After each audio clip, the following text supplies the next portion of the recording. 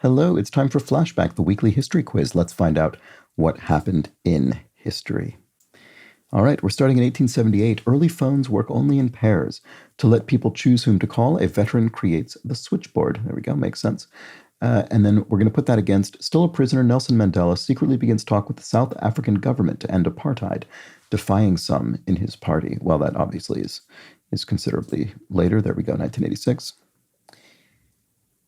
Court ladies in Japan use Kana, a newer writing system, to pen everything from diaries to The Tale of Genji, perhaps the world's first novel. Ooh, I really don't know what year I think this is going to be, but it's obviously going to be centuries before 1878. Yeah, 950 to 1100. Okay. Using a fruit from the New World, a Naples chef writes the first known recipe for tomato sauce, calling it very tasty. Okay, well, this will be probably the 16th or 17th century. 1692, yeah, there we go.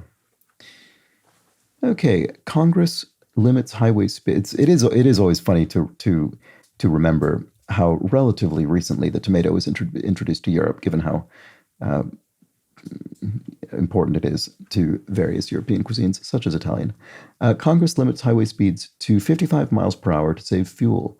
In protest, truckers use CB radios to organize convoys, inspiring hit movies and songs. I mean, what, the 1950s or 40s or 40s probably? Was this maybe a war measure?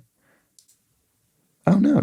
Oh, no, this would have been the oil embargo? Okay, anyway, 1974. I was completely wrong about that.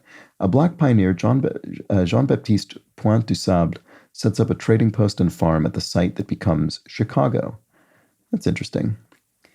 Do I think it's before or after 1692?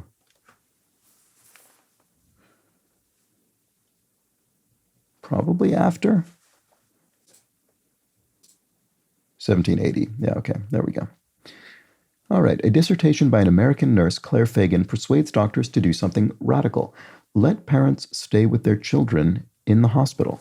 Interesting. Okay, this is starting to get to the point where I'm not very confident about where to put. Oh, no. I think it'll be between 1878 and 1974. Never mind. I thought I wasn't going to be sure, but that's a whole century in there. Yeah, 1966. Later than I would have expected, as is so often the case with things like that, where they seem so normal now, but if you'd never experienced it, you might have just assumed it's been that way for much longer. Anyway, in revolutionary France, Maximilien Robespierre's reign of violence requires a new English word, terrorism, to describe it. Right, that'll be in... Oh, no. Oh, no, 1793 to 4. I was thinking late 18th century, but I wasn't as late as... that's so frustrating. I should have just thought about it a little bit more, I suppose. Although I don't know. Maybe I still would have gotten it wrong had I done so. The Ming Dynasty expands civil service exams, a competitive test needed for elite jobs. Rich families begin tutoring children as young as 4. Ming Dynasty. Is that in between here? Yes, 1370. There we go. Okay, well, that's a shame. Got another one wrong this week. But so it goes. What can you do? And, well, I guess what you can do is try and do better next week, which I will attempt. So what did others get wrong? Oh, right. Half of people got the Ming Dynasty incorrect. I suppose that makes sense. Most people got tomatoes. The majority of people got the Chicago farm site correct. Nearly half of people, like me, misplaced Maximilien Robespierre. Yeah, that was a tight one. Let's see. What else do we have? About 12% of people got the nurse wrong. Just about everyone got these other things right. So yeah, I mean, I guess the thing that I got wrong was not the most incorrectly placed, but the second most incorrectly placed.